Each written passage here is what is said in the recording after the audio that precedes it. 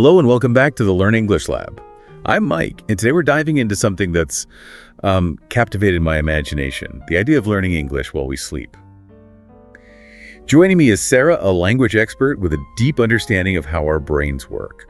Sarah, is this something that's actually grounded in science, or are we talking pure science fiction? Well, it might sound a little like a superpower, Mike, but the idea of absorbing knowledge while we sleep, often called Hypnopaedia, is more than just fantasy. It connects to the way our brains work, especially when we're asleep. Okay, I'm all ears. Yeah. So you're saying that even when we're totally out of it, our brains can still take in information.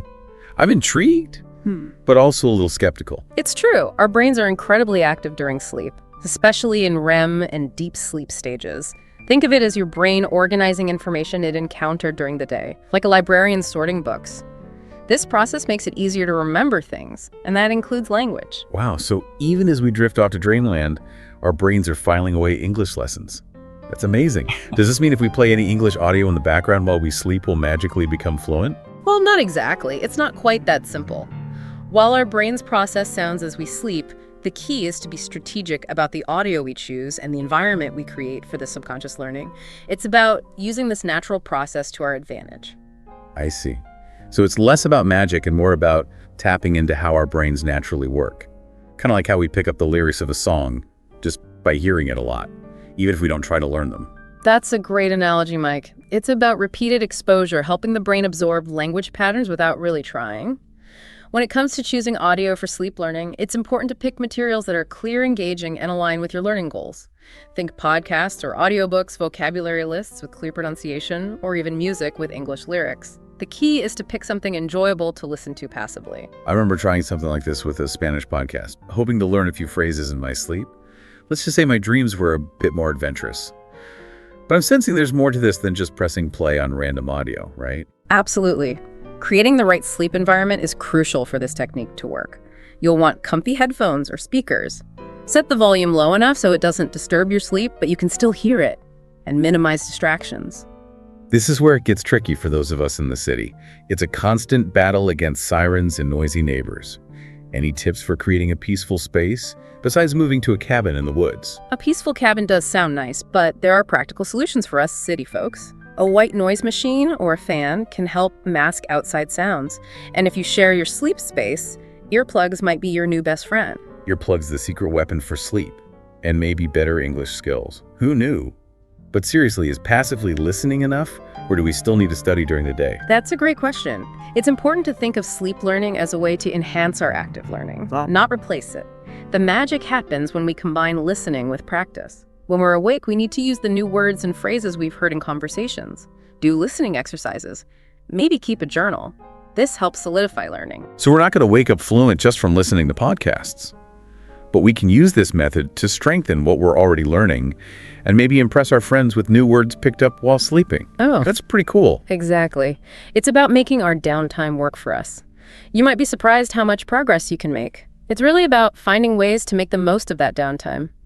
And you might be surprised by just how much progress you can make. It's important, though, to address some misunderstandings about sleep learning. One big one is that you can become fluent overnight just by listening to audio while you're asleep. I can see how that would be tempting. But language learning takes time and effort, even while we're asleep. Exactly. And another misconception is that sleep learning works the same for everyone. Our brains are all wired differently. What helps one person learn may not work as well for another. It's about finding what suits you best. Makes sense. Just like any learning method, there's no magic bullet. So for those who want to try sleep learning, how can they track their progress and make sure it's working? I always suggest keeping a language learning journal. It's a good idea to jot down new words or phrases you come across. You could even try testing yourself before you go to sleep by reviewing what you've written down. If you notice that you're understanding more or using those words and phrases more easily when you're speaking, that's a good indication that the sleep learning is helping. Like giving your brain a little test before bed. That's a fun way to stay engaged with learning. Before we wrap up this deep dive, what are some key things you want our listeners to remember about learning English in their sleep? The main thing to remember is that sleep learning is a great tool to enhance your other learning efforts. It's not meant to replace actually studying and practicing. Embrace the power of repetition, but don't expect to wake up speaking fluently. Be patient with yourself. Choose audio that you enjoy, create a peaceful sleep environment, and most importantly, enjoy the process. That's great advice. Have fun with it. Learning a language should be enjoyable, not a chore. Who wouldn't want to learn while they sleep? Any final thoughts for those who are inspired to give us a try? Embrace the language learning journey, and remember, every step you take, even while you're asleep, brings you closer to your goals. Stay curious, experiment with different approaches, and celebrate your successes. You might just uncover a talent for learning in your dreams. That's a great thought to end on, learning in our dreams. The ultimate multitasking. I'm definitely going to try these tips myself. But I'm sure you'll find it helpful. A big thanks to Sarah for sharing her expertise with us. And to our listeners, we'd love to hear about your experiences with sleep learning. Have you tried it? What worked for you? Let us know in the comments below. And if you enjoyed this deep dive, don't forget to like, share, and subscribe to this YouTube channel for more explorations of language learning. Until next time, happy learning and sleep well. It's amazing to think we can make progress even in our sleep. Before we wrap up, I'm curious, Sarah, are there any specific techniques for choosing audio that works well for different sleep stages? Like, does listening during REM sleep have different benefits compared to deep sleep? That's a really interesting question. And it gets to how our brains handle information during sleep. More research is being done, but some studies show that REM sleep, the dreaming phase, might be especially good for learning new vocabulary and sounds. During REM, our brains are making connections and consolidating memories tied to language. So someone trying to learn more words could listen to word lists or conversations during REM sleep. Exactly. And then deep sleep is thought to be better for solidifying grammar and sentence structures. So listening to audio with complex grammar during deep sleep might help you understand the structure of the language better. That's fascinating. It seems we can tailor our sleep learning to improve specific areas. Yeah, we talked about podcasts and audiobooks, but are there any apps or programs made for sleep learning English? There definitely are. Some language learning apps have special features for sleep learning.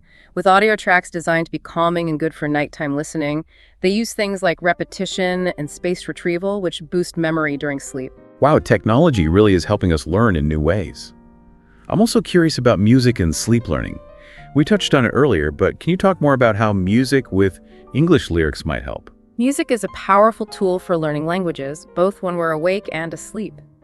Think about how easily we learn song lyrics. Music uses many parts of our brain, including the ones for language memory and emotions. Listening to English music while we sleep exposes us to new words, pronunciation, and even grammar in a fun way. It's like our brains are soaking up the language. Now, I know some listeners are excited to try this, but might feel a bit lost with all this information. What are some easy steps to start?